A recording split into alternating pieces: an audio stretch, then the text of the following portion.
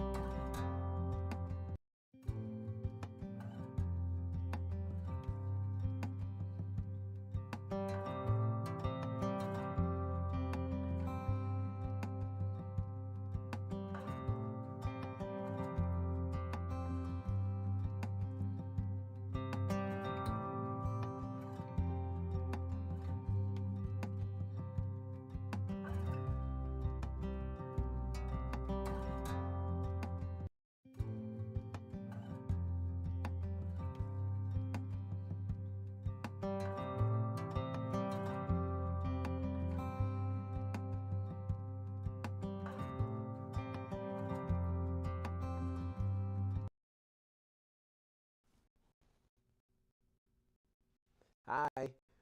Welcome again, once again, I should say, to Conversations at the Village. Happy Sabbath to all. Oh, thank you. Happy Sabbath to all. Um, we welcome you. We're coming to you with an interesting topic today. Oftentimes, a phrase today we hear is getting out of your own way. If you've ever felt like you've been the cause or you can't just get out your own way and to be successful in business, ministry, etc., this is the place. So we're going to try to touch on it a little bit, just kind of see where we come from in all of our different ages and life experience. So welcome. We want to start with the text for today, and that is, the first one is Mark chapter 9, verses 14 through 18.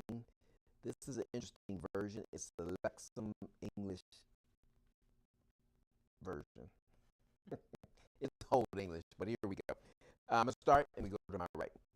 Verse 14, and when they came to the disciples, they saw a large crowd scribes arguing with them. And straightway all the people, when they beheld him, were greatly amazed, and running to him, saluted him. And immediately the whole crowd, when they saw him, were amazed, and ran up to him and greeted him.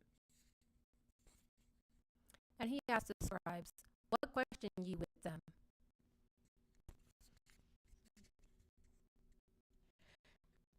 And one individual from the crowd answered him, Teacher, I brought to you my son, who has a spirit that makes him mute.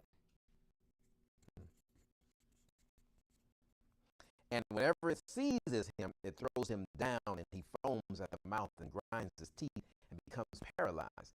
And I told your disciples that they should expel it, and they were not able to do so.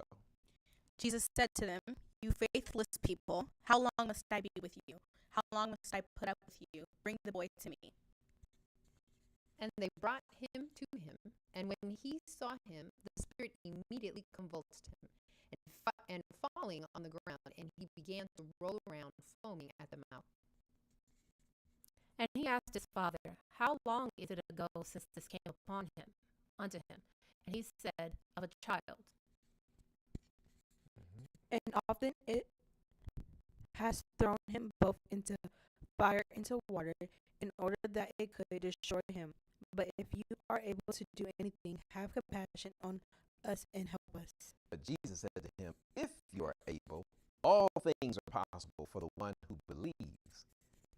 The father instantly cried out, I do believe, but help me overcome my unbelief. Now when Jesus saw that a crowd was running together, he rebuked the unclean spirit, saying to it, Mute and deaf spirit, I command you, come out of him, and enter into him no more. And the spirit cried and rent him sore, and came out of him, and he was as one dead, insomuch that many said, He is dead. But Jesus took hold of his hand and raised him up and stood him up. And after he had entered into the house, his disciples asked him privately, Why were we not able to expel it? Jesus replied, This kind can be cast out only by prayer. Amen. Amen. Go to Romans 7. We're going to go through verses 13 to 19, same version. And verse 13 starting. Therefore did that which is good become death to me. May it never be. Rather it was sin, in order that it might be recognized as sin, producing death through what is good for me, in order that sin might become sinful to an extraordinary degree through the commandment.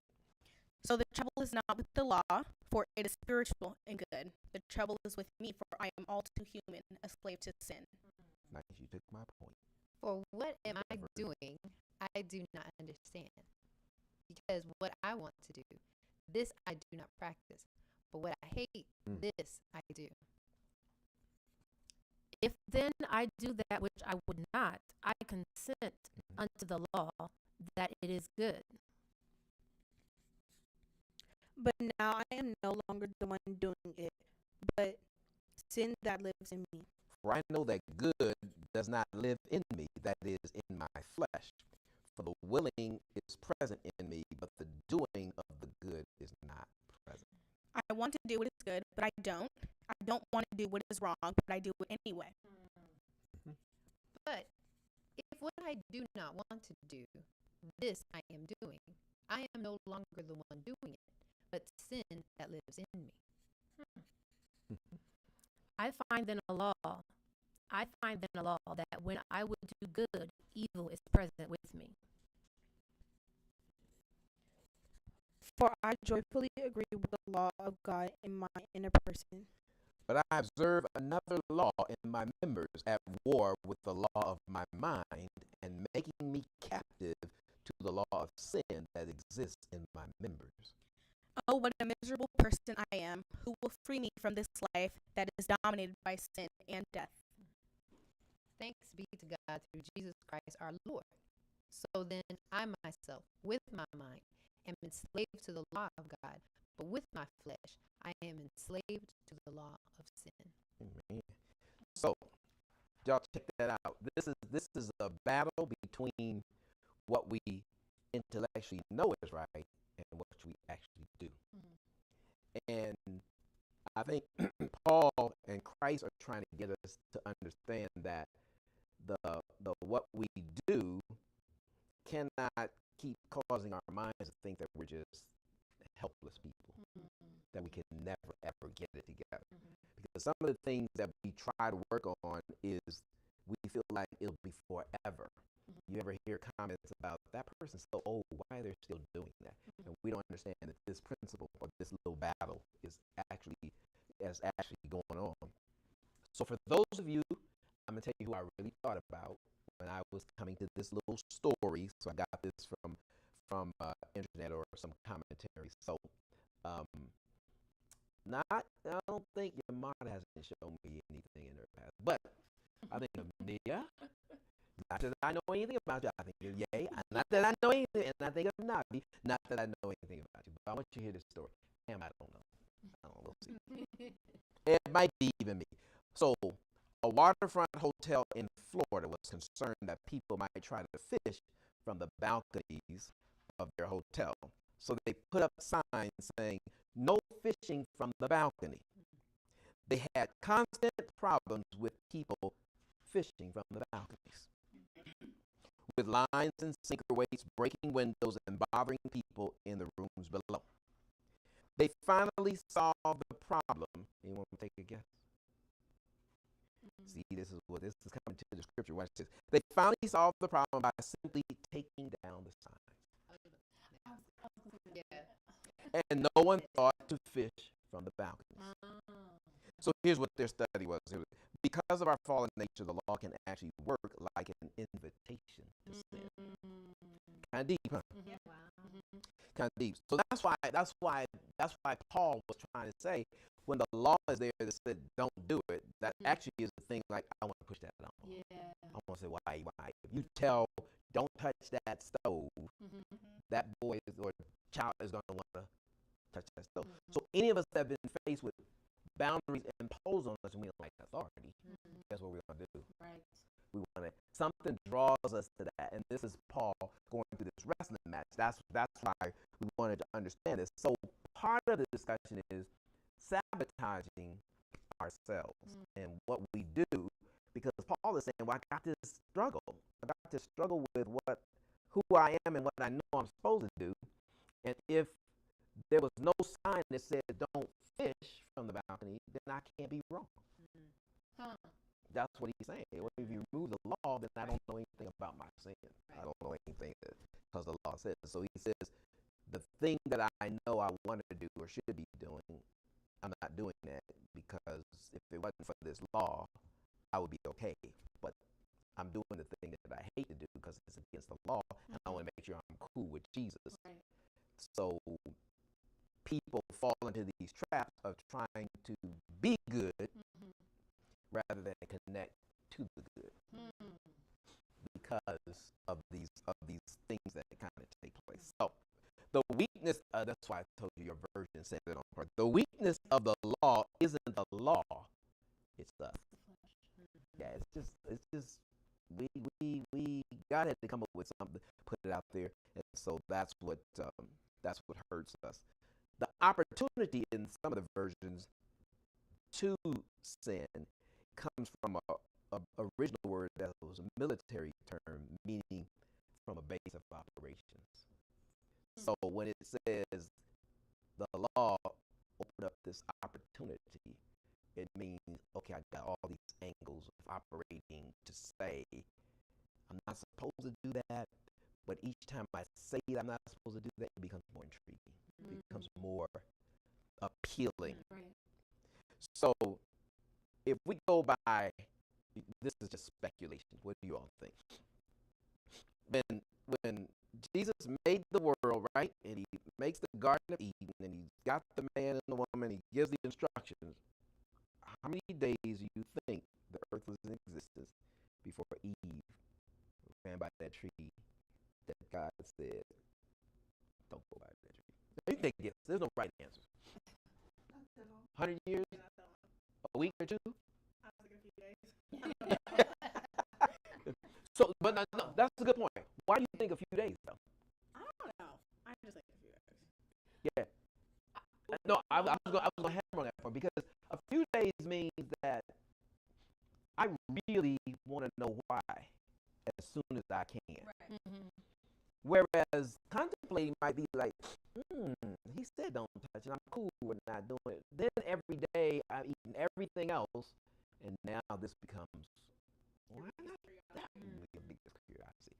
How long does it take to get there? You're gonna say, yeah, you're gonna. I don't know.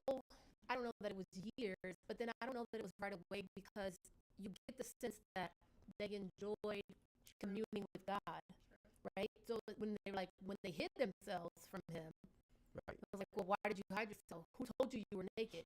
They had to have had a feeling that they were secure in the garden. They were doing that for a while. I don't know how long, but they knew they were used to something Right. within the garden. I don't know how long it was. Because it's even hard for our human minds to fathom God creating the world in 6 days, right? And so it's even harder to fathom, them communing with the lions and everything, like being just in a paradise, so to speak, and then wanting to give that up just out of curiosity. I don't know how long that would take. Well, also, I think they had time to commune in order for him to tempt them because, I've tested all this other stuff and did all this other stuff, and then that thing over there is just sitting there and I haven't touched it yet. So I think they were even more, whatever, was more tempted because they had eaten from all the other places. So that made temptation, I think, more. They were more prone to the temptation because that was the only thing that they hadn't touched. Right. Or That makes me scared a little bit. The reason why I'm saying that is, and it's crazy that you have this topic because I was just thinking that this week, like that I know to do, I don't do. I was just thinking about that, but the way we read the passage, I've never, I guess, read it like that before or heard it open up, like that before, but it makes me scared because it's like they were perfect, right? And then us who have seen all this sin, we're used to it, we want it. That's the point. How do we not fall into that again? Is it that we've seen so much death and destruction, and that we don't ever want that to happen again? That the ones who are truly righteous, and when we actually go to heaven, we would never want to sin again because we've seen what it does. Because Lucifer, I mean, he was enjoying, he had everything. Right. And he gave it all away. The one thing that concerns me and I'm so afraid of is that, like, that pride or that one thing of, like, that creeping up. If everything is perfect and we're truly in heaven, why would we choose to want something else? Why would we be fed up with everything else and want something else? Made the most sense, though. They didn't have an example of what the world would turn out to be. So now that we see how much death, genocide, racism, all of that, we see how it's manifested, I don't think that maybe we'd be just more conscious of what it would turn out to be if we were to fall back into. Right. I was also going to say that at the end of the passage that we read, he talks about, then if the thing that I want to do is bad, but in my heart I know that I should do good, then the conclusion, he says, is that then that must mean that the thing that I want to do, even though I know it's not good, is sin. Right? But when we talk about what you just brought up, they had not seen what sin looked like, but I'm sure they heard the stories, right? God told them, this is what happened. This, you know what I'm saying? Like, this is what happened, and and he's gone around and he's been trying to tempt other places, and I'm sure the angels were witnesses to, like, yeah, this is what he's been trying to do. The question is, did those other places fall? And so because we were the only ones that fell, like Nia was saying, well, there's still that curiosity. And so then I bring back that scripture, and it's part of the scripture songs, James, right?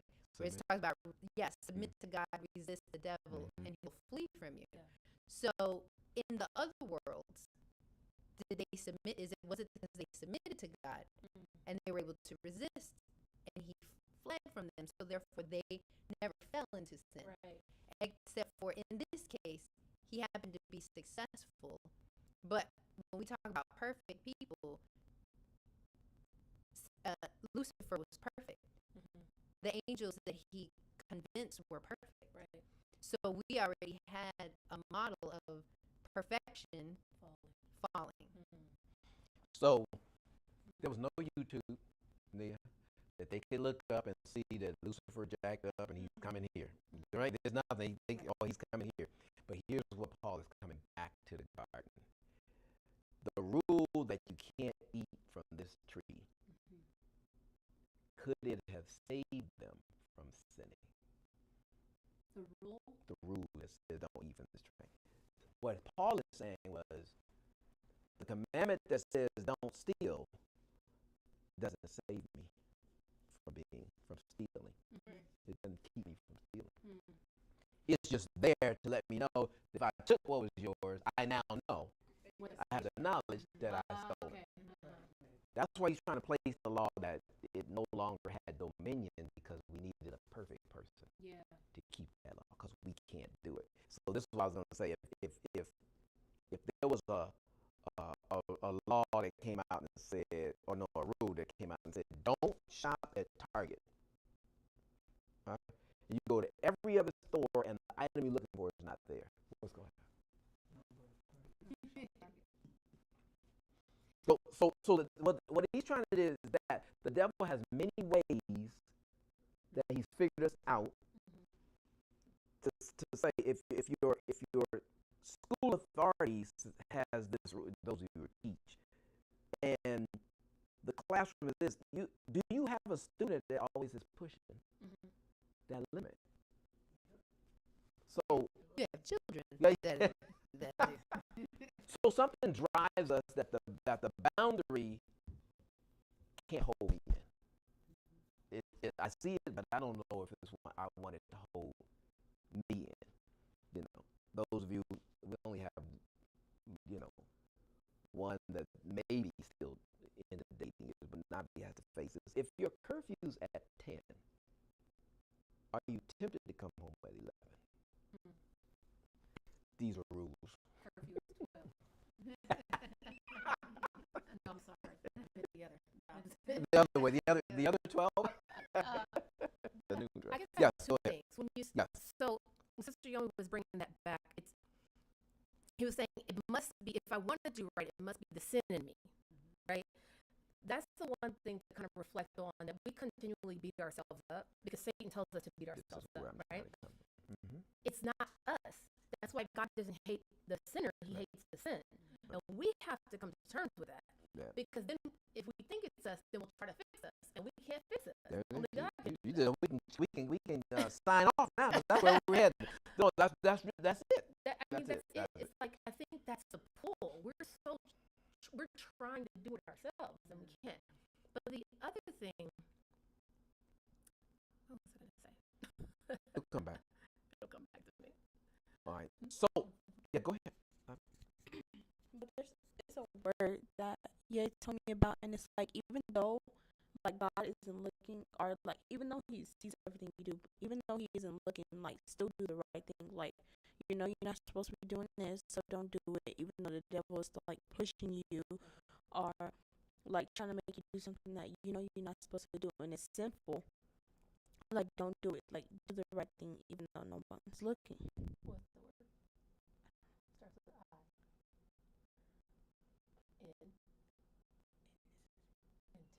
Integrity. Oh, like that. Okay, so I'm going to read this part. Paul and our problem isn't a lack of desire. We want to do right? He wants to do right, and he just says, man, the thing I should be practicing, I'm not practicing. His and our problem isn't knowledge. We know actually have a student that quotes your rule in the classroom and says, "Well, I just didn't want. I don't know why. I just didn't want. So you have that. And His and our problem is though a lack of power, and that's where I was coming after you said. That's why I just scroll down to that. Because what you said was the it's power outside of myself to be able to accomplish this. Like Navi saying integrity. So for me to maintain my integrity, I have a space where y'all look at me and say, "Man, Pastor's a good guy." But I also have a space where I don't want you to see the other side because I'm trying to maintain this human standard of integrity. I have to fight for that because the real integrity I think you're getting at is being honest and true to yourself. You've got to look in the mirror and know that whether you did something that was good or bad, no matter who was looking, and we grow to that part. We grow to that part because otherwise it takes teachers, people observing us, et cetera, et cetera, et cetera. So for those of you kind of checking out, there's a thing that the counseling world has come across, and that is how we self-sabotage. And this is what Paul was trying to say. Man, whenever I do good, he says like sin is right there, or if some versions say evil's right there. So when you said flee, we interpret that once the devil flees, he's gone for good. Right. But the flee is because we having the power right now. We got that power, so he takes off because we submitted to God. But he knows every day we don't submit to God. So he's just gonna hang around in the bushes. This is what I'm saying he did with Adam and Eve. He chose the serpent.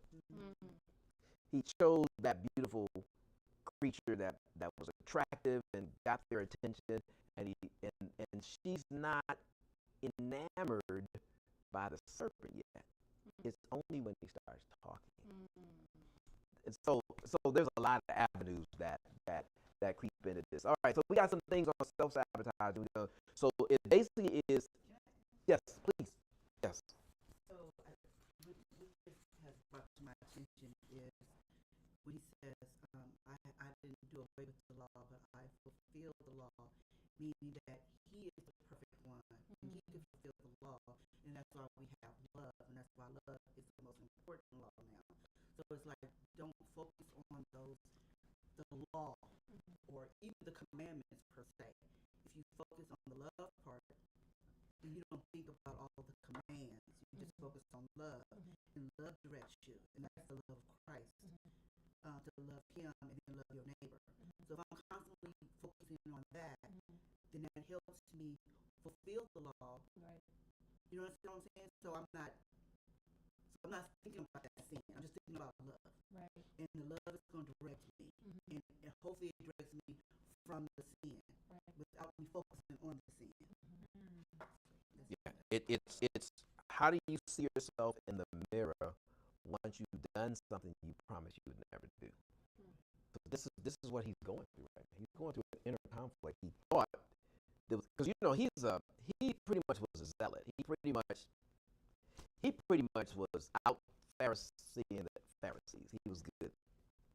So he's saying that you come with, there are those of us who are detailed and we go by the letter of the law. And he was one of these went by the letter. This is what it says. And so when he didn't measure up to that, he missed the spirit. And so the spirit is one that gives a power to where it no longer becomes appetizing to do that. It just isn't. So part of it is working to that part, but part of it is toward the end we hope that we get the part about not beating yourself up. Because if you beat yourself up and you think that people, because this is where church people, we have to get from church to where Christ is. Church people will judge you by your choices. That's why the church has to grow spiritually to not be so, be inclusive and draw people in. This is where you want. But if the deacon is drunk for the 5th time this year, do you still have patience that with God is getting at? Can the drunk see himself outside of the alcohol? This is the these are the wrestlings he's trying to deal with, because the drunk says, I'm going to go to this 12-step program. I'm going to really get myself together, trying to hold this family together. I promise, and it doesn't. It doesn't happen. And these are the things that hit. So part of what I want you all to understand is we call it, what he's wrestling with, self-sabotaging. Here are some things that we find. It's when you get in your own way of trying to progress with anything in life that you become the issue. So I don't know who has number one, but here are some things that you can try to defeat. I think that's what this phase is. Defeat self-sabotage. Who has number one? Number one, just do it. Yes, that's it. First steps are always the hardest, but until they are taken, the notion of progress remains only a notion and not an achievement. We all have our own reasons for procrastinating. Controlling our impulses, lacking self-confidence, or being too ambitious are some of the most common justifications. But sometimes the most straightforward answer is just to get started. Just put your foot out there, right? Get started. Number two. Number 2, remember your why. Instead of going through the motions and doing things for no reason, reconnect with your purpose. If you can't connect the dots between the activity and the big picture, then stop doing it. That doesn't mean avoiding tasks that you don't always enjoy. For example, as a new business owner, you might dread bookkeeping. However, it's an essential responsibility if you want your business to thrive. Amen. Good. 3. Confront negative self-talk. You've all had to silence the inner talk whose only purpose is to hold us back. You've heard this voice before. The one screaming that you're not good enough or you're going to fail. It would be great if you could tell the negative self-talk to pound sand. Sometimes, though, it takes more persuasion. For instance, flipping the narrative by using positive self-talk. Yeah. For every negative message, there is positive truth that will override the weight of despair. He at oh, this truth always exit. Keep looking until you find them. Just be aware that positive self-talk isn't denying the truth. Instead, it acknowledging the challenges and feelings that you must overcome. Okay, so let's up on that negative self-talk. This is what he's trying to say. You can actually think about you can actually have a list of all the sins you do, and then feel like it's your determination to disqualify yourself for participating or doing kind of ministry and stuff. So negative self-talk. Anybody got an example of negative self-talk? Yeah, I mean, I always, if you're a leader, you're always like, okay, I'm telling those following me not to do this, but I do this, right? Yeah. And so you're telling yourself like, oh, how can I be a leader? Like, I'm a horrible leader. I'm a horrible this. Right. That would probably discourage you from further leading, or from, because it's like you look at yourself in the mirror and you're like, you're not worthy to do it. But that again, if I'm telling myself that I'm saying that it's me, I'm putting it on Like me, that. and it's not me. As a leader, we're leading because God has called us to lead. Right. Yes. And so there's Lauren Diego has a song where she says, God, you'll have every failure, you'll have every victory. So like when things go good, we got to give it all to God. But also when things go bad, that's not me, Lord. I'm putting that on you. Like I'm not dealing with it, right? If we can just step out of our way, then we can continue to do what God has asked us to do. Continue to lead, but it's His leading. Yeah, I like that. So if there's a law that says a slave cannot get off a plantation, do you run? I know we're in 2023. Yeah, Are you trying to? But it's trying to. You go back. knowing your personality now, would you just won't be alive, or you just, what do you think? We're rebels. We out here. That's what I was trying to. I named y'all the first time I did. See, part of the thing that pushes us and makes us is what my personality is made up of. Mm-hmm. So I'm going to also carry that into what you try to lay on me in scripture or church rules or whatever. I'm going to say, but what? There's a way around it, because that's just how I'm made up to be. And if you're a leader, most leaders want to push that envelope. Mm-hmm. When we're pushing the envelope, look at all the things that Martin Luther King was able to accomplish, and yet he still had some issues that he was struggling with. Mm-hmm. So part of this is, how do you, but he still maintained. That's the difference between Baptists and Adventists, by the way. But he still maintained. They understand grace and they move in that way. But the self-whipping, which is when Navi was reading that, the negative talk, like if you're called to the principal for the third time this week, the principal's office, what are you telling yourself? Man, either they picking on me, or I just can't. I can't. That's the negative talk. Right. Instead of like, well, they don't like me because I was using my ingenuity. I was being creative. And I was trying to push that envelope, and those are the types of things you have conversations with yourself. Because what you read, Navi, was every negative self-talk also there's a positive one. Right. So you got to be able to know how to shape that thing to say, okay, I was really called to the principal's office. Either they don't like me, or they didn't like, I didn't come at the right time, because that can heat up people. Go ahead. But there's always a thing. It's like when you start in your head, when you be like, oh, I'm about to mess up or something, think like, oh no, I'm gonna actually do it, or it's gonna actually work, or like don't immediately go to thinking stuff is gonna go right when you're gonna do something. Immediately just say it's gonna get done correctly. I'm gonna do it right. Yeah. To a point that you made a few minutes ago, I don't think that negative self-talk is also avoiding self-critique.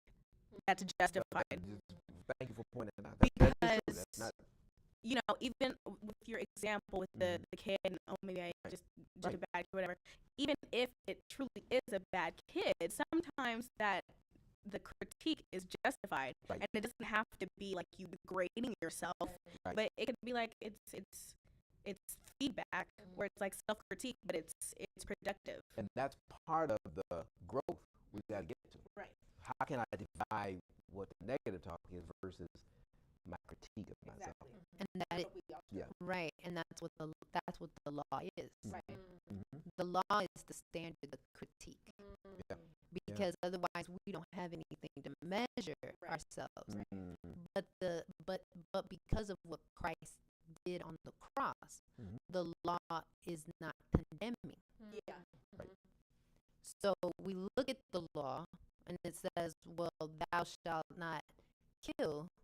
Well, that was the same thing that Moses had to look at when he killed the Hebrew guy, right? But it's not like God discarded him. 40 years later, he's leading, he's leading the people. He's the leader. He's leading the people. Why? That was the standard. That was like, hey, yeah, that the critique was, well, maybe I got a little too hot-headed, and I acted in rage and anger instead of taking that time and assessing the situation. And that's probably the accountability God had with him when he did run away.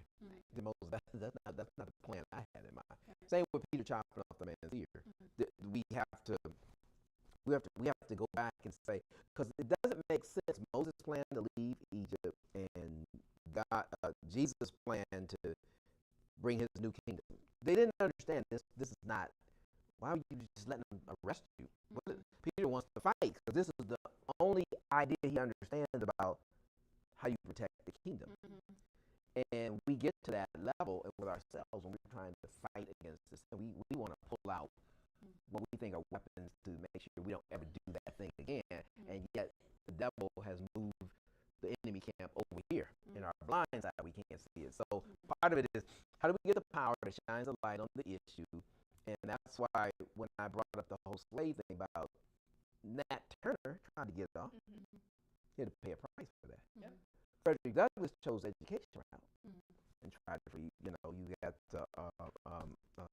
David Walker's appeal that can't understand in his book. He can't understand why there's way more slaves on the plantation than the masters, and they can't just take over. But this is what. So, in order to keep me that slave, I have to be somewhat understanding that I'm not as much of a human as these people. I'm not. I agree with these people. I must not be human.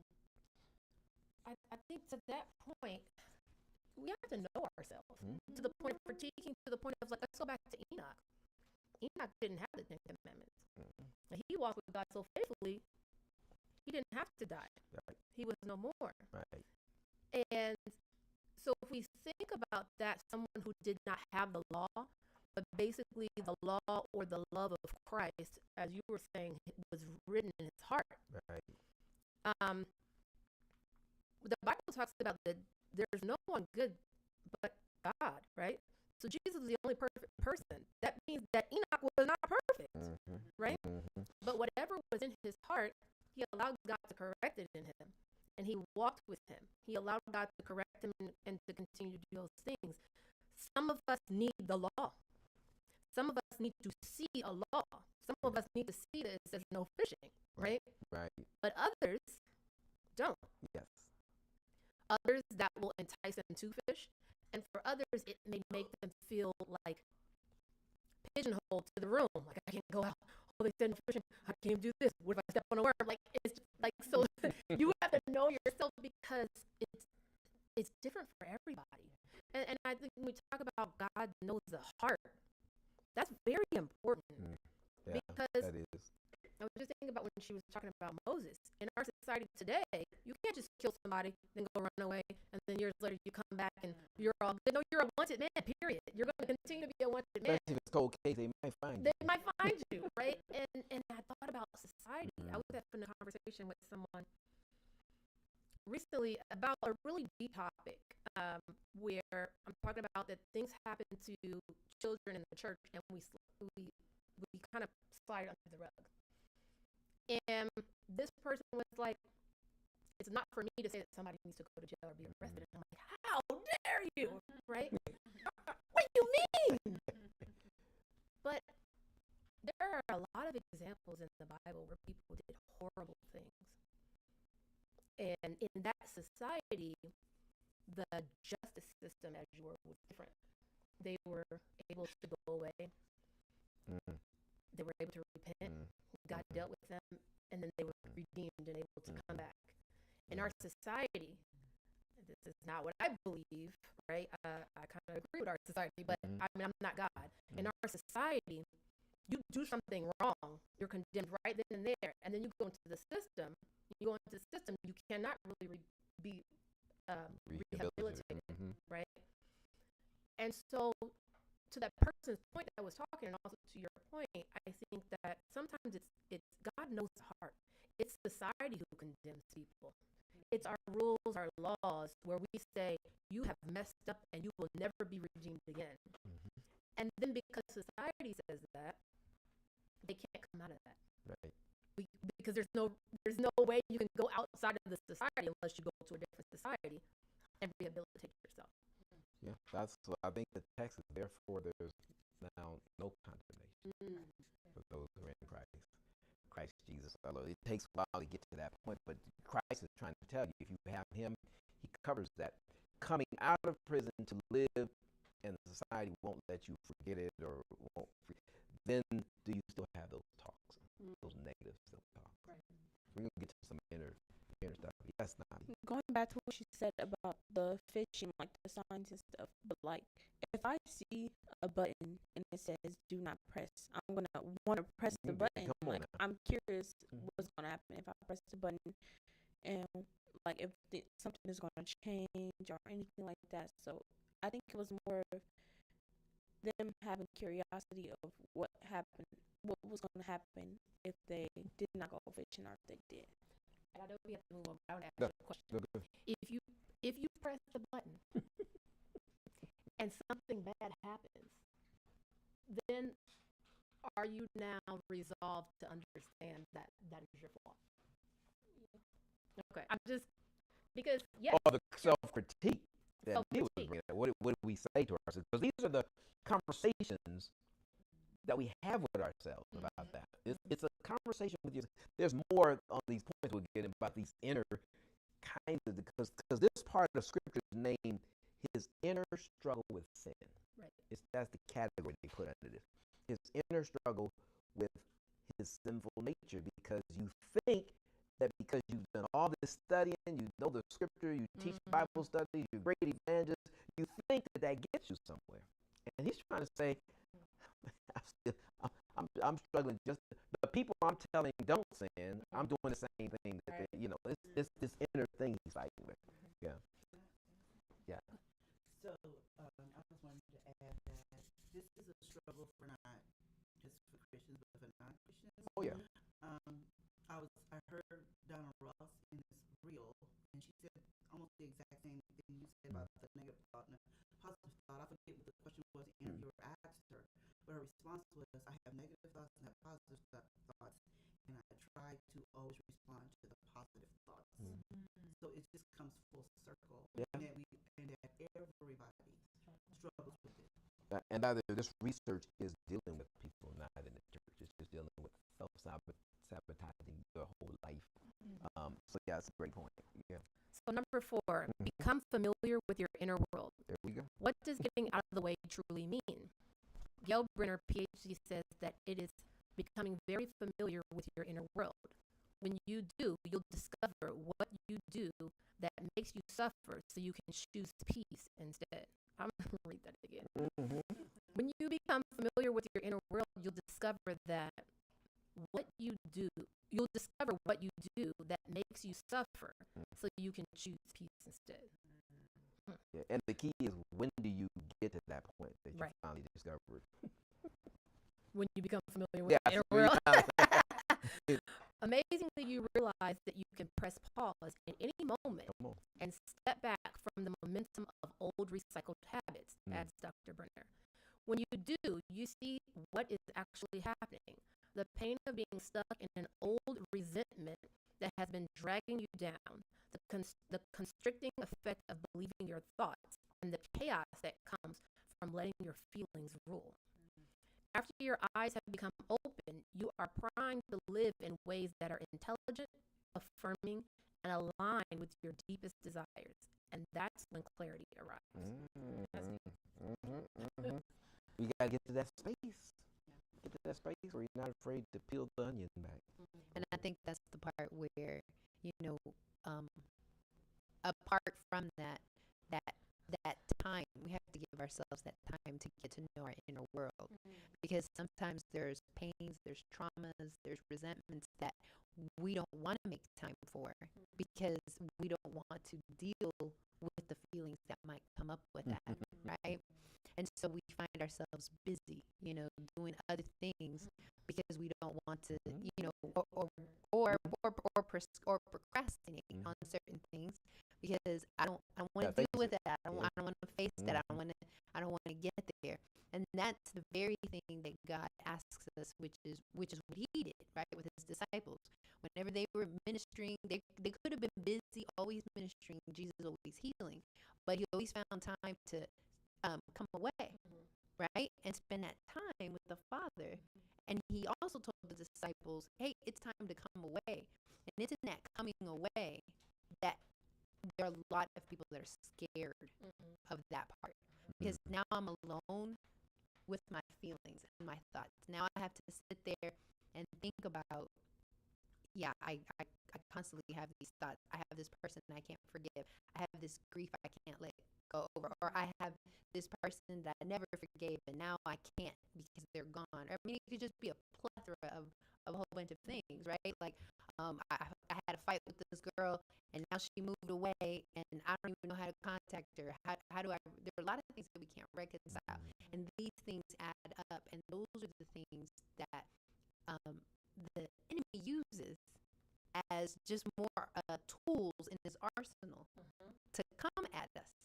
And if we don't take that time time to really, if we don't take time for our inner world, then we can't hear God telling us that's the very thing that Satan is using to attack you. So if you leave it here and you reconcile it here with me, then that no longer, the next time he tries to use that quiver, he can't. Because then you have to remind him, no, I took care of that. No, I forgave that person. No, I'm good. So they didn't have this when I was coming to school, but now some of you are, what is timeout? What is the intent of timeout? Yeah, Is you're it supposed for to reflect. self-critique, or is it for,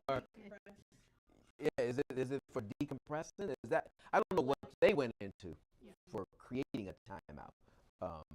Those of us, I haven't been in one, but if you've been in a timeout, did it work? I think so. As a kid, Now, occasionally, because it worked as a kid.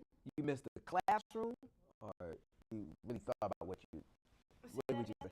Did you miss being with your other friends, Oh yeah. and that's what made you want to get out of the timeout, or did it? You really thought about the reason why I you were think in it? it's both. Yeah. It's really occasionally for me. It depends on the situation, but there are times where it serves as just check yourself and then you move on. Okay. Or it can be like, oh my gosh, like I remember one time I had to do timeout because I don't know, maybe I had an attitude with my PE teacher or something, whatever. But I had to like sit out, and I just heard everybody having so much fun. And like, oh my gosh, he would pick this moment. That's a good one. That's a good one. That's a good one. Yeah, you're right. I think for me, I don't know if you have to, I'm sorry. No, it's good. No, go ahead. Go ahead. It's gonna roll on its own. We didn't. My mom didn't do timeout too much. It was more.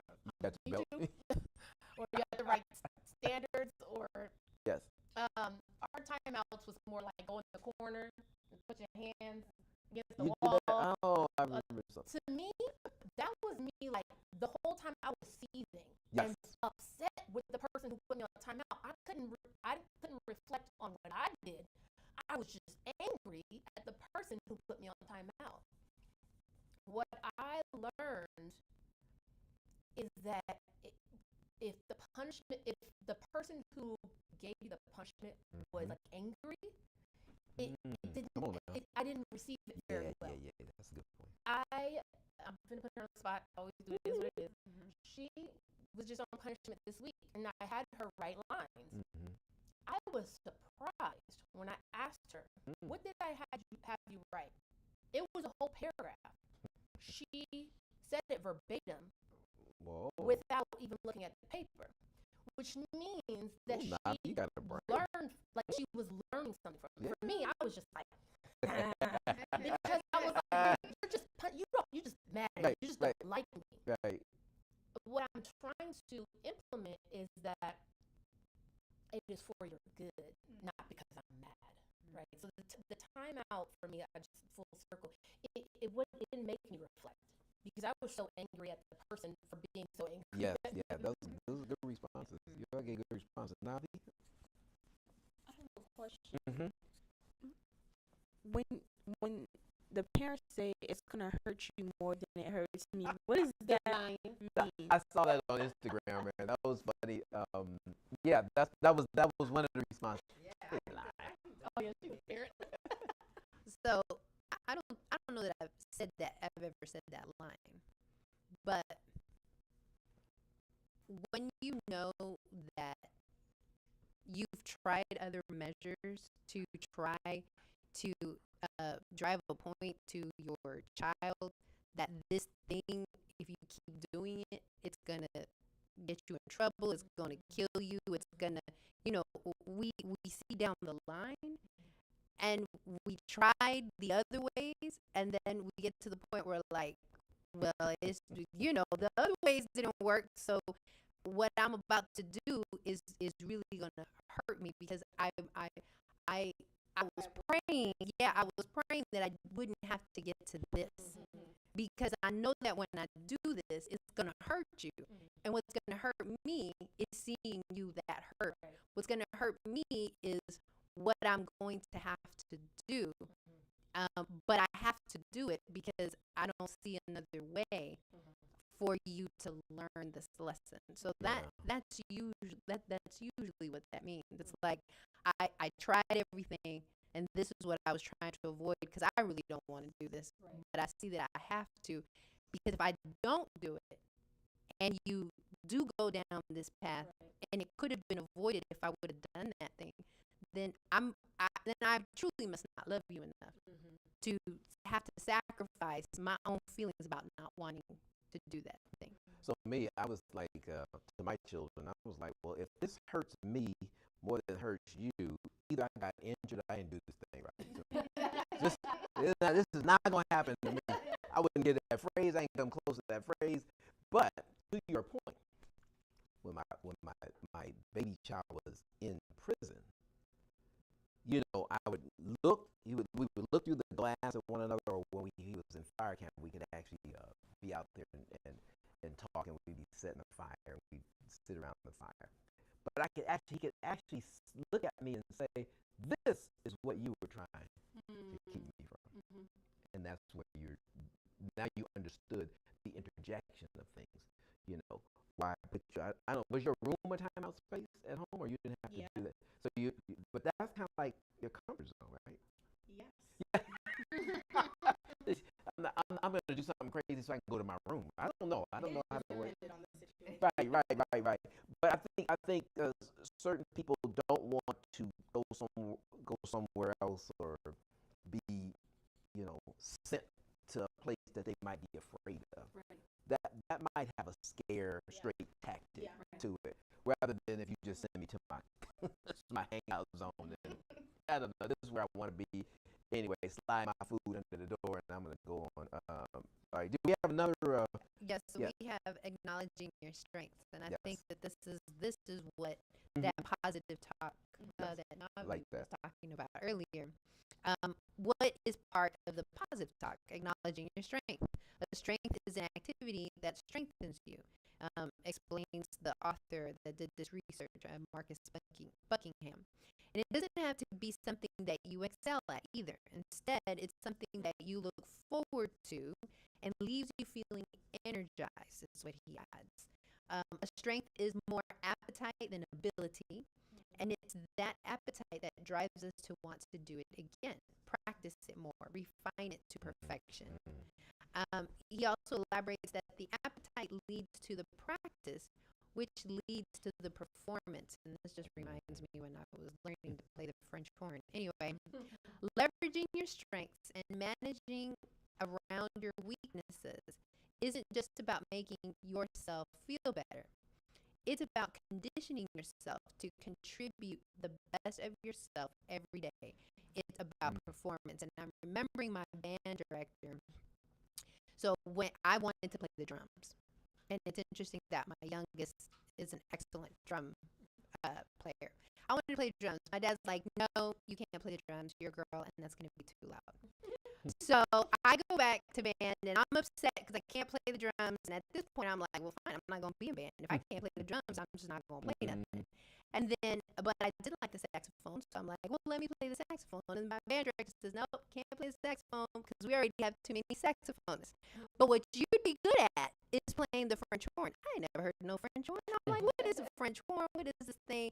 And he shows me what it is, and he's like, you did so well. You scored so high on your music test that this would be a good instrument to play. Now, at that point, I figured he's just saying that because he wants me to play this instrument, because nobody wants to play this instrument, because nobody knows what this instrument is. This was my thought process. But I started playing an instrument that I was like, this is not what I wanted to play. But I loved music so much that I was horrible at it when I first started. I remember taking my instrument at home and practicing, and my dad would be like, what died in here? Like, he'd be like, what's going on? But I enjoyed the challenge because I liked music. It wasn't something that I was good at. But the more I practiced, right, the better I got at it. I mean, to the point that I was actually good at something that I didn't even want to play at the beginning. But it does something to you to be able to see the growth and to be able to accomplish something. It makes you feel like, I can do this. I can do challenging things. I can take a situation that maybe wasn't the best, but it turned into something that I actually enjoyed. I remember what I was going to say before, and it goes with that. When you were saying, when you're practicing things, and when you accomplish something, you get this feeling of like it's euphoria, like I did it or I checked it off. We used to sing a song all the time, "Yield Not to Temptation, for Sin," and I never got it until I was older. And one time, I was listening to the lyrics, and it said, "Each victory will aid you, some others to win." I never put that together, and it's saying like, if you yield, you fall, right? But if you yield not, you get one victory. Yes. It'll help you get your next victory. Yes. And it'll help you get your next victory. Yeah. And you feel good when you're victorious. So it's like, okay, say you're abstaining from sweets, and you did like, okay, I walk by that bakery. It smells so good. I made it. You walk by, right? And then you go to work, and they got cupcakes out. It's like, okay, I walk by the bakery. Come on, I can do this. I just got 12 more hours. And then you get through that 12 hours. Right. And so the next day becomes easier and easier. Each victory will aid you, some others to win. So that's and the strength could be that if you, like you said, music, that if you were in some entanglement, we don't think about this, that if we were in this pause situation or struggling, we fell, we messed up, whatever, you go into your music. You go to painting, you go to writing, you do something. What we aren't taught in fundamental religions a lot, and I know Seventh-day Adventists can fall into that, is that we aren't taught to recognize and articulate the story in our situation. We want to hurry up and get that thing out of it, so we don't understand the victory part. So it lurks and waits for us again. Whereas education seems to have gotten into helping students journal today. We didn't have that journal, but it would have been, you went to the principal, write about that. So we get some kind of energy out. So that's what I thought about when you were talking about the strength. The writers write, those that write poetry. I remember one bad kid, it was the youth congress where the one was making fun of me or imitating me. Oh, yeah. That young guy, he was, I did a week of prayer, and so they were just like, this dude is so out of it. I said, okay, your job is to create a rap of all the messages I do. Each day, before I get up the next day for chapel, you're going to rap about the message I did yesterday. This kid was on that thing. Every day he did it. And then on the final day, he did a rap of all the combinations of messages all week long. But the kids went crazy on it. But he was at a different level, because now he had to pay attention to be able to know what to do the rap on. He gave him an assignment. He may not have heard anything but Jesus loves him. I don't know, he could, but he had to put that thing together. It was a thing of learning that young people who have this gift, education has to help them operate, because it'll be the room of refuge that you can go to your space and be able to do. And you acknowledge his strength. Acknowledge his strength. And sometimes with younger people, acknowledging their strength is important, because sometimes up to that point they might not have the social emotional skills to understand what it means to acknowledge your own strength. So sometimes it's our job to be able to pump into them by acknowledging, like, hey, this is something that you seem to be good at, that you seem to like. So I think the kids were all telling me about it in a group, and I said, okay, I heard him do it on a playground, like where the recess playing basketball. I said, I got an assignment for you. But yeah, it worked. Yes.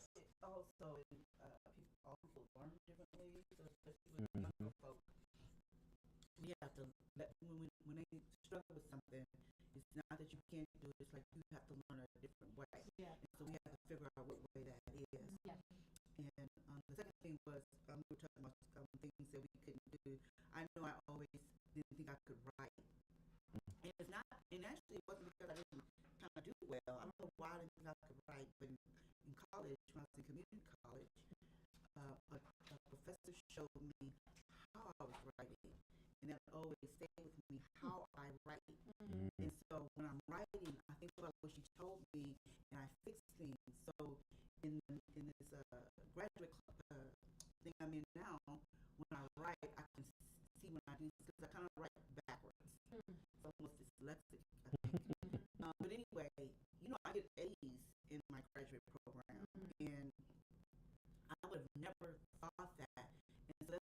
those messages that we get just in There society you go, right there. that black people can't learn and all these things. Mhm. Actually, we're quite intelligent, even more intelligent. There are so many people that we hear about as sort of intellect, and those people they're actually black people, but we've been taught that they're white. Right. Anyway, that's another story. Mhm. But I just wanted to say that young people, when we're talking to them to help them, we have to let them know that they learn differently sometimes, and we have to figure out how they learn so that they can do well.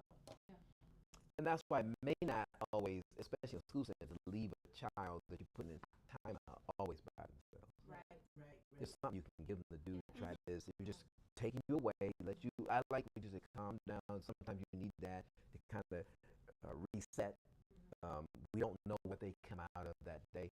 And by the way, when we get into adult life, that oftentimes can lead us into crazy stuff too, crazy mess and sins and mishaps because we haven't dealt with something over here. We're trying to solve it this way. Chase me to the bottle, the pipe, and all of that stuff. Okay, number 6, nothing compares to you except you. Come on now. You bust your tail but aren't as productive as a colleague. You see that a friend just bought a new car or enjoying a luxurious vacation, and that just leaves you feeling like a failure. But, as Mark Twain once said, comparison is the death of joy. Come on now. Research backs that statement up. Comparing yourself to others leads to low self-confidence and depression. It can also make you green with envy, deplete motivation, and doesn't bring you closer to your goals.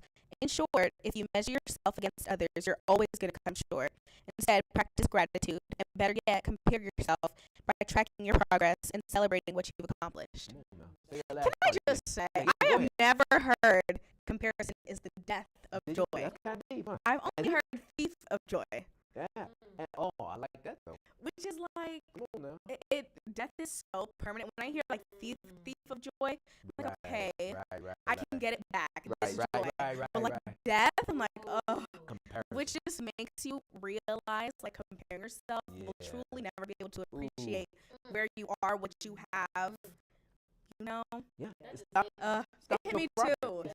It stops your progress. I've never heard that ever. Yeah, when I saw it, I was like, oh man, this dude, he put it out there. Yeah, And for when he real. right, he wrote 1900s, early 1800s. So they were struggling with that kind of comparison They didn't have, kind of thing. they didn't have TikTok. No. They didn't have none of that. No, this is this. But he is so right about the comparison. The first murder in the Bible was based on that. Yep. It's just we see it now. We can now name it. We can put terms on it. But that Cain was just full of jealousy, and there's that spirit that where it caused him to do something crazy. And look, he amounted to nothing because of that. What he could have been, he sabotaged his own. The death of joy. The death of joy. So true. So true. When we talk about what the controversy was about, it's really about Hating. Jesus being God. Comparing himself to Hating. God loved because he was to come and die for us. Right. Because he is God. So he's comparing himself. Yeah. And that's why he wanted to That's why he lost his sanity. Yeah. Wow. Wow. Yeah. Yeah. If you would just be yourself, if you would just be the great, amazing angel that God Appreciating what you are and how you're able to sing and how you have all these gifts. Yeah. That's a message for all of us, though. Yeah, it He is. did that. You're right. That thing. I'm sorry. Good. Like, I'm just gonna be so transparent. Like, I'm looking at myself, thinking of where I started. Yeah. Where I started when I left high school, and that's decades. And I'm like, when people ask, "Oh, what are you doing now?" And I'm like, because I you left don't high have the right. Yeah. I'm half a century. Come on. Yes. Hey, don't We no know comment. you Keep are. going. I put to her on me. Right. Yeah. But so like that thing of like, where should I be? Mm. Like, I'm only a couple of years to 40. Where should I be? I feel like I regressed. Like, I had certain things before that I don't have now. And I'm like, I'm angry at myself. But it's like, I'm comparing that to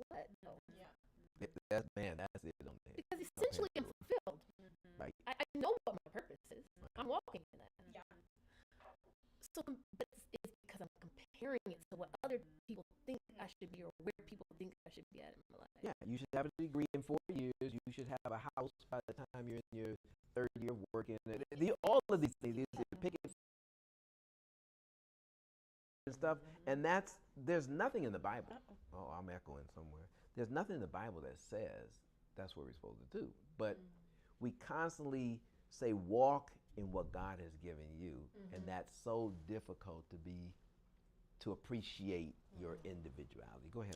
I think so. We always talk about comparing yourself to people who are doing better, but also using people who are doing worse and comparing yourself in order to feel better. It's also the death of joy. You still won't be satisfied with where you are. Say that. I feel like it's worse a little bit. Maybe. That is right. Yeah. That's right. You kind of got warmed up on that one. Do that. You're right. To feel better about themselves. Yes. Yeah. So confession time. Yeah. Because you just brought that up, and you had said something earlier that triggered me to remember this. And I think it's just because we're sinful. Because I don't see myself as like a horrible person. No. But this is something I fight against a lot. And this is why it's like the heart is deceitful above all else. Because it'll be little stuff like it's horrible parking around my apartment complex. Tell us. And then I'll like circle around and loop around, and I see people like parked waiting, right? And then I'll see a spot, and I'll dodge in that spot. And it's weird that my brain automatically goes to this like ha ha ha, like it's so weird, and I don't do it on purpose. I have to drum. I'm like, am I that bad of a person? Like it's just this automatic like, I got a spot, and I do that with other stuff, and it's just like. It's because it's what society expects us to do. It's a dog eat dog. I was going to say, it feels good to win. Yeah, the win. Yes, it feels good it's to like win. This I got to get this thing. moment. I got to get this. I got to win this moment. If I'm doing like even at work or like if I understand something a bit better, I'm just like, right. But I don't mean it. Like part of me, then I'll start fighting myself. Like, what are you talking about? You see it in the grocery store. Somebody's racing you to the cashier. Yeah, and I'm just like, bump up like real quick, like I'm doing it first, or even when I'm driving. Ooh, yeah, real, oh yeah. You don't even gain anything. You don't get anything from it. Like I go, yeah. And then it's like we're at the same light. You're gonna arrive at the same spot And at I the have same to time. tell myself consciously because I feel like, why are we so mean just automatically? Yeah. But I like what you said. Lucifer brought down to us this desire to win, to take over, to be the spotlight, to be for the moment. We may not think, oh, I'm gonna be a great model, but we gotta win this environment. I gotta win this little moment right here. And so he's taught us to do that, to have that satisfying moment I got you. Or I think you started off by this, or that person. I don't want that person to get it before me, or something like. We pick out our enemy that we want to war with. We just. Was Lucifer is like the first person to like do that? Oh my gosh, we can call it like the Lucifer complex or something. The Lucifer complex. There's a Luciferian spirit that they will say in warfare that enters a church setting to be the top and to be to shine like that. There's a lot of those races to the top, and I think you were saying as you were responding to Ye, and for what? What do you really gain for it? Because once you reach that, you go like, yeah, exactly. What? Okay, because you're still not happy. Exactly. It's kind of like the Wiz. I think of it because I see Richard Pryor all curled up, But when this is Diana Ross and Michael Jackson, and so when they get to Emerald City, they go to see this big. It's Richard Pryor back there all curled up. Right. The Wiz. The Wiz. I'm sorry. The Wiz. So he's all curled up, and you look at and they say, is this just the one that's been all that, and he gained nothing? It's just something. There's an emptiness. And isn't there something that says that that's what it's going to be when Satan is finally uncovered it's in the book for of us Isaiah. It is the book of Isaiah. They say, is this the one that's been exactly that when we actually see confront him and see who he really is, it's gonna be just like that. We're gonna be like, this was the thing that was causing me fear. This was the thing that was tormenting me. Yeah. I thought about the Wizard of Oz all over. Yeah, because I was like, that movie had. You mean people that are going to be in heaven, not his followers? Everyone will get to, I believe, if I'm understanding Isaiah, because there's going to be an uncovering and unmasking of who now, if he we have really the wrong is. text, y'all just put it in Yes, the chat. y'all 'cause just. we trying But that everyone will, even those that he tormented, so that they understand. Everybody understands. Nobody is deceived about. Somebody look up who Isaiah he 14 really is right and quick. who- Yeah. Yeah. But I yes. think the thing of that is that you cannot say Satan made me do it, because if you've continually chose that path, Yeah. and then you look and say, but it was just that made me do it, but you chose that. Yeah. Hmm. Yeah. And it's quite. So are we on number 7? Yes. Okay. You want me Yes. Yeah. Oh. Go to ahead. run with the right crowd? Are you familiar with saying you are what you eat? Well, it's also true when it comes to who you keep company with, writes Martin Lennox over at Success. You may not realize this, but the people you interact with on a daily basis directly influence who you are and what you do, adds Lennox. Make sure you surround yourself with people who encourage you and hold you accountable, people from who you can learn positive habits from. And how I'm going to respond to that is my job, not the job I have now, but my job I had when I was in San Francisco. And I felt that when I first went there that I needed to be a light, like coming from even though I wasn't feel like I was like a Christian, but I do believe in God, so that much. And because where I was working, you didn't talk about religion, everything was. It was everything else but religion. Everything was okay to talk about except for religion.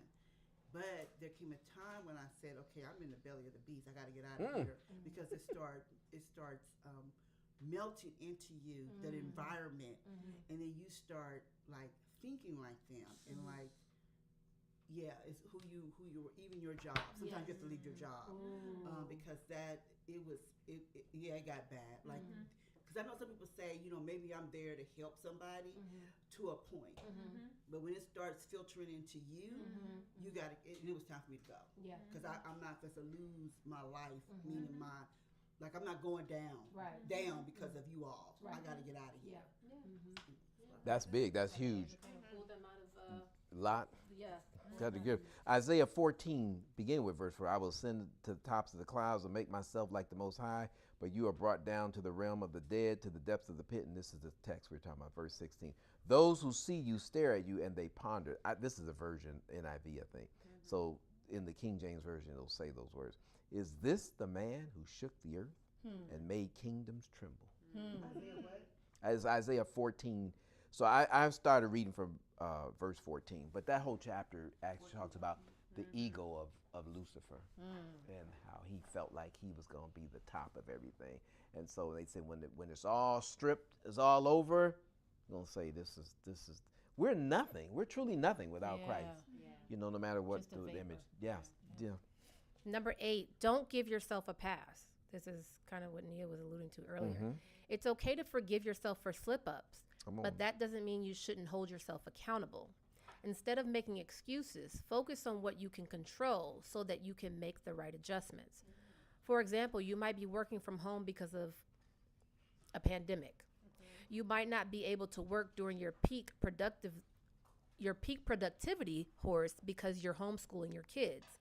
While understandable, don't just complain that you can't get anything done. Instead, work around this new schedule. Maybe wake up a little earlier or work when the kids go to bed. If you're fortunate enough, ask if a family member or neighbor can watch them occasionally. Also set boundaries, like letting them know that they can't disturb during your 30-minute Zoom call. Okay. So giving good examples about that. Don't what was the name of the point though? Don't Give yourself a don't pass. give yourself a pass. So don't make the out about, well, this is what's happening to me. Woe is me. I just give up. That's sabotaging. That's self-sabotaging. Was there a 9? Yes. Okay, good. 9. I just want to say quickly. Yes, please. So my mentors talk about this a lot when having emotional intelligence. Come on. IQ is something you're born with. That's what you're gonna die with. Right. But we can grow our emotional intelligence. And so this whole oh, this happened to me. Oh, I can't do this. Especially for our community. Yes, there you go. It's not about pulling yourself up by the bootstraps. That's not what I'm talking about. But having the emotional intelligence to say, okay, that didn't work. I'm going to knock down this door. That didn't work. I'm going to knock on this door. Because if we sit in it and we give ourselves a pass and we wallow in self-pity, by the time you're buried, there's no way to get out. You know, at a men's retreat, I'm glad you said a men's retreat, men's conference, I brought up, I was one of the presenters, and I brought up this point of what you just said right there. I said, men, if you are ever out of work and, you know, your wife or your woman or whatever, they still going to work or whatever, what you cannot afford to do is sit in the house all day. Because that message to your children says, I got nothing to do. I don't care if you got to walk down to the store, walk to the park, feed the birds or whatever, and come back. But you got to be seen going out there, because every step out means there might be a door that opens. Then you can do some research. Then you can do some. We all need that time out, maybe, where we're trying to, like you said, reset or whatever. But you got to have that goal to say, I got to go see what's out there. And that mentality of men being adventurous is what's been killed over these last few years. That they have not taken advantage of the hunter part of maleness, that wants to get up and say, what lion do I get today? You know, so part of that is trying to get those feelings, and it happens with women that stay indoors in the bed all day from depression. You have to get sunlight. You have to get out. You have to make it doesn't mean you're going to go to the top of the mountain today, but you can get to the park. You can get to I see them all the time in Crowns Beach just walking. People are depressed. They take and they bring this bag of bread and they throw it to the birds, and the birds come in, and you see their faces just light up. So part of that is we can't sit and complain. We got to be able to say, hey, there's a way out of this thing, in spite of society making it hard on black people and men, and harder. It means I've got to make sure, how can I help you have a great day today? Yeah, that's good. Number 9 really hits home. A conversation that Pastor and I were having not too long ago. Remove unnecessary pressure. Life is hectic enough. So why make things worse by overcommitting or setting unrealistic expectations? Be realistic about what you can actually accomplish. If you don't have the ability or skill set, just say no. For example, if your calendar is already packed, decline time requests like unnecessary meetings or talking to a friend on the phone for 2 hours. And we were just having this conversation about how sometimes the removing unnecessary pressure. Sometimes there might be a situation that we feel like we have to fix, or there's something that we have to do, and so we put more pressure on ourselves when it's really probably not only on us to be able to fix this, right? And so we were having a conversation about, I'm thinking, okay, so I'm looking at the finances, and I'm thinking, okay, well, if I do this might bring some extra money in, and I might be able to do this and do that. And my husband's looking at me like, did you look at your schedule? When in your schedule are you finding time to be able to do this? Do you even have the facility to be able to do the thing that you committed to already? And he was like, and why could you not say no? And he had to say, because I am your husband. I lived with the stressed part of you. I live with the, everyone else gets the, you're happy, you're positive. Exactly. He was like, but I'm the one who sees you getting, stressed. I'm the one who sees the physical toll it takes on you. And he had to be honest to be like, and with all the other things that you do, then I now start falling down the list. And those are the things that we don't take into account, right? And so that unnecessary, and really at the end of the day, I had to sit there and assess, like, well, I'm not homeless. Like, God has provided all the bills up to this point.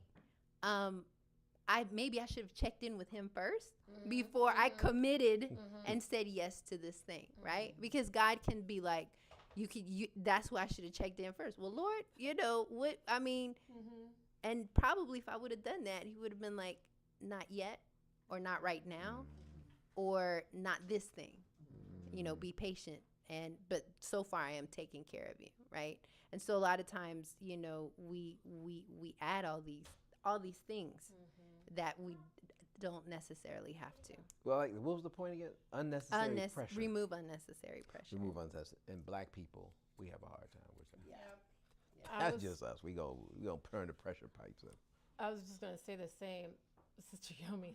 I just said the other day, I was like, oh yeah, there's somebody that's out of town, so it gives me, I can do extra hours. I was like, I think I'll work a triple this weekend. I'm dead serious, because I was like, I just had to pay a bill that I was not expecting, and I'm like, let's do it. And somebody was like, I was like, well, I need the money. Well, at the expense of killing yourself, and it's like this, like, as if God hasn't been taking care of me this long, as if he hasn't been doing it this, because I think a lot of times I think I'm doing it. And that's why I continue to do it, because I think it's me doing it, and it's like, well, I have to do it, and I have to do it, and I've been doing this for years. But honestly, truth be told, God has been sustaining me, and he's continually showing me you don't have to do that. Like, I'm doing it for you. I think sometimes, and maybe this is just me talking to myself, when I'm thinking like, man, if I had this money, if I had this, I could do this, I could do this. And I think a lot of times, if we had that, then we would forget God is doing it. Come on now. God is doing it. That's what it all comes down to. Yeah, and nobody wants to be in debt. Exactly. So that can be a driving force, but at the same time, At what expense? Yeah, we used to be told, don't let the Lord come and you still have debt. Come on, he's burning up everything anyway. But that was kind of funny. So from this text, this New Testament text, there's 2 points. Knowledge about your mess up doesn't disqualify you from ministry. So because I know that my weakness is here, I know that my sin is here, you cannot hold that up to God and say, I'm checking out, I'm tapping out. Because God says, I think I saw it on Instagram where that the person was trying to tell God I'm out, and God took the thing back and said, "They get back in. Nobody told you was out. Just get on back in." Because our view determines our attitude. What I see in front of me determines if I'm really ready to go after it, or just say it's too much. It's too much, because once you get one bill paid off, here come the other caller. That one, it's just and Satan knows that. He's purposely holding the other guy. Don't say no, not right now. We're going to jump off the bridge. Get that one done. Push, yeah. So there's those. But if we understand the war, we understand the warfare is out there. I got to keep it. So then the second point was honesty with who you really are eliminates the embarrassment of those who keep receipts. Yes. Wow. Think about that. Yes. Honesty honesty with who you really are eliminates the embarrassment of the people that keep receipts. Whatever they known about you in the past, if you just honest with yourself and say, yeah, I know that's how I am, but God's with me. Yeah, you got nothing on you. They can't affect you. Yeah. Because not that I'm telling y'all to kind of watch this thing, but we getting kind of dark on that screen. But yeah, the time. Cat Williams was this way, He said, I don't care what you know about me. I'm just still going to tell the truth. Boom, boom, boom, boom. That's the inspiring part about really totally being free. Yeah. When you're just really free. Yeah, I know you know my stuff, but I still got to tell you about these dudes that sold out. That's the part that I think God is trying to get us in these last days to be able to be bold enough to say, okay, I don't care what you got on me. I don't care what you got. You can have anything you want, but I'm here to tell the fact that God and then trusting that God will protect me from all those darts that may come. And all right. The truth will set you free. The truth sets you free. Yeah. All right. So I'm going to close up with this one. So the other text was the disciples who had been with Jesus. This part you got to get. Jesus goes on a break up the mountain, come back. But while Jesus up in the mountain, these guys bring a boy, or a man brings a boy, and he's filled with a demon, and the disciples can't cast it out. Now, I want you to say they walked with Jesus. I want you to understand you've had good devotion, good prayer life, good fasting and praying. You've done all that good stuff, and now you can't, or good, going through these rituals of holiness, and now you can't cast this demon out. And Jesus comes down the mountain and starts having a discussion. This will blow your mind. While the demon is still acting up in the boy, he's talking with him. How long you been like this? The boy's going, "Hey, you hurry up and get this thing out." He say, "Well, and so the dad says he's brought him through the water and the fire. Think about that. And then Jesus commands him up. But it was a mute spirit. So this is why I say a spirit that mutes your ability to communicate will sabotage what you're trying to do. If you can't communicate, if you aren't able to articulate whatever, that's finding your voice, finding your space, and being able to write down your purpose, what we all walk in. You got to be able to say, no, I'm here. I'm a child of God. I'm here to represent the kingdom. I'm focused on that thing. That's why you didn't have a problem saying, I got to get out this job. Other people would say, no, you're crazy. You're giving up money. No, there's something greater at stake here. That's what you're able to do. And then on the Father's part, not trusting what Jesus' ability was, he said conditional. If you're able to do this, can you cast out? Jesus said, what do you mean if I'm able? He said, if you only believe I could do this, it could happen. Right. And then he says, help my unbelief. Yeah. And then the disciples, they're checking out Jesus and they starting to hate. They starting to feel that it's the comparison thing. I don't know. How come we weren't able? He could have saved our game. We could have been, a priest of the movement. But they come back and they have to come. I didn't notice it until we read it today. They go to the house and they go in a room and they ask Jesus, quietly, how come we couldn't do this? And then that's when he says, you have to spend time. This kind. Yeah. Every one of us will face this kind. We've done well with ministry, but it's this one we can't get past. It's people that call us at 2 a.m. and that we promised they would never do it again, and it's still 2 a.m. Or it's a nagging thing we got to go help with. There's always this kind. But Jesus said sometimes when you get to that point, you got to really sacrifice. You got to give up the stuff that you love for a season and get with me, and then that kind will finally leave. All right, any final comments? We're on a roll. Y'all did wonderful. I love this response. Hey, stop self-sabotaging yourself. If you have any questions, you can write the village. You want to tell them about giving now or whatever? So you have two ways to give. This down on the description. Yes. CashApp and also our website at thevibrantVillage.org. Just press on the donate tab and you'll see the various ways in which you can give. We are trying to have it open to all different kinds of platforms so that you can continue supporting this mission out here in the Bay Area, particularly in the place of Alameda. For those of you that have been following social media, you understand that us out here in Oakland, San Francisco, Gotham City out here, this is what they call it, sometimes for good reason, but there is still a ministry here. God has not forgotten about us here in Gotham City, and your donations are helping to support the forgotten people. So thank you, and again, look down in the description box to see how you can give. Yes. She's Navi, intelligent, smart, bright, middle school student, brilliant. Her teachers love her, fellow students love her. Next to her, Yeisha Day, freshly engaged. Y'all tune in for the story. We love that. Really hard worker, as you heard her say, energizes our youth, never is tired. Okay, we got that.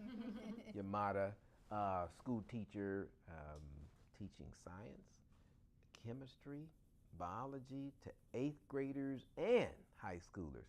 Y'all pray for y'all. She's dealing with a lot.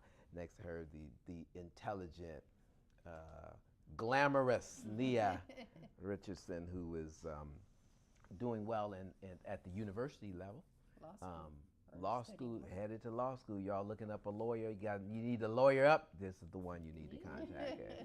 And then soon to be, Doctor, Professor Pamela Brown back here, holding it down in the back. She's doing some studies, writing a lot. We're glad that she's here as our guest. Don't worry, she'll be a regular. She's cool. I'm Anthony Pascal. Hopefully you've gotten some out of this. Please let us know. We're tuning out now, saying goodbye from the Conversations at Village. Take care.